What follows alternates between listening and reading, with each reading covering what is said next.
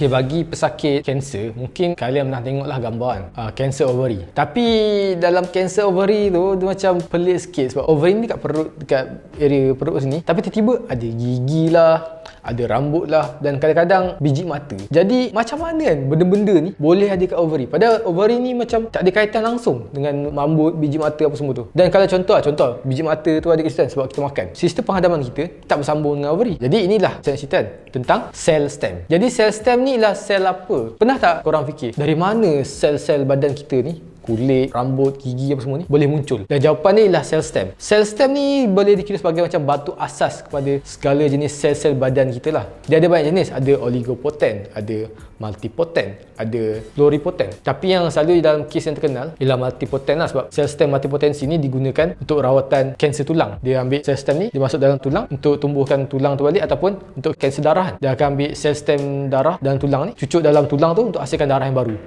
Itu contoh lah. Tapi saya tak cerita lagi macam mana sel stem ni boleh mewujudkan apa sel-sel baru ni kan. Okey, dia macam ni lah. Saya bagi penjelasan yang sangat-sangat mudah. Anggap sel stem ni macam tepung. Dan tepung ni kan, kita boleh buat macam-macam benda. Kita boleh buat jadi roti, kita boleh buat jadi spaghetti, dan kadang-kadang boleh buat jadi untuk bahan binaan.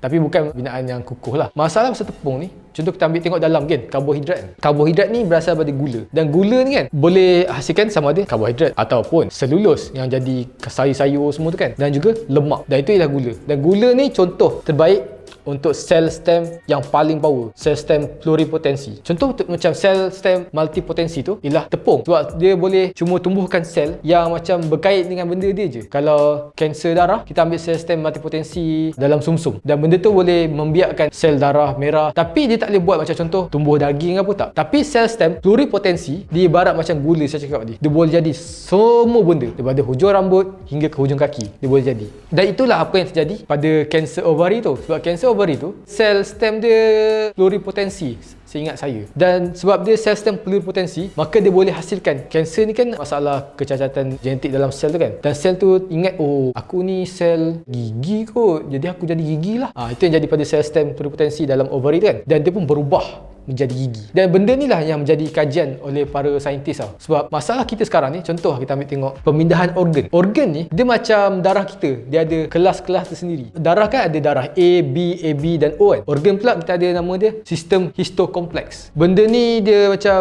sebagai bertindak sebagai antigen lah untuk sel darah putih dalam badan kita. Sel darah putih dalam badan kita, kalau tengok benda luar yang dia tak cam kan, dia akan makan. Selalunya kalau benda luar tu contoh kuman lah. Tapi macam mana kalau benda dia tak kenal tu ialah organ, jadi dia akan makan. Dan sebab itulah kes macam contoh pemindahan organ kan, daripada orang ini kepada orang ini, ada kes organ orang tu ditolak, dia tak nak, sebab kesnya sistem histokompleks. Jadi nak lawan sistem histokompleks ni, kita kena cari penderma organ daripada orang yang darah dia, organ dia, DNA dia lebih kurang macam kita. Contoh adik-beradik kembar seiras, kemudian ibu bapa, adik-beradik yang tak seiras, lepas tu baru orang luar. Dan orang luar lah macam yang selalu kita kena organ reject. Dan kalaupun kita ambil organ orang luar, organ badan kita tak reject organ dia, tapi kita masih perlu kena makan ubat untuk elak badan kita reject organ tu. Dan sebab benda ni dia merendahkan tahap imuniti kita, dan kita akan lagi senang kena penyakit luar. Contoh macam COVID sekarang ni, orang yang penerima organ, ada setengah pada diorang tak boleh terima vaksin sebab takut dia akan buat jangkitan kat badan dia. Jadi penemuan sel stem ni, dia secara tak langsung membenarkan satu jenis rawatan yang kita boleh macam elakkan daripada masalah sistem histokompleks ni. Contoh orang ni kaki dia putus nak cerita, jadi kita boleh ambil sel stem orang tu dan kita ternak sel dia sampai dia wujudkan balik satu kaki dia, dan kita boleh tampal balik tanpa badan orang tu menolak kaki tu. Sebab tu waktu orang yang menemui sel stem ni menang Nobel Prize Award. Dan juga orang yang menemui cara untuk tukar kulit kita yang biasanya bukan sel stem kan kepada sel stem pun sama menerima anugerah Nobel Prize Award pada masa yang sangat singkat. Dan kalau orang tu menerima hadiah Nobel Prize Award waktu penemuan kan, lepas tu dia menang dalam 3-4 tahun atau setahun kemudian, tu maknanya memang penemuan dia sangat-sangat bagus. Korang pernah dengar tak macam kes minumlah air ni mengandungi sel stem pokok, kalau kita minum kita akan elok.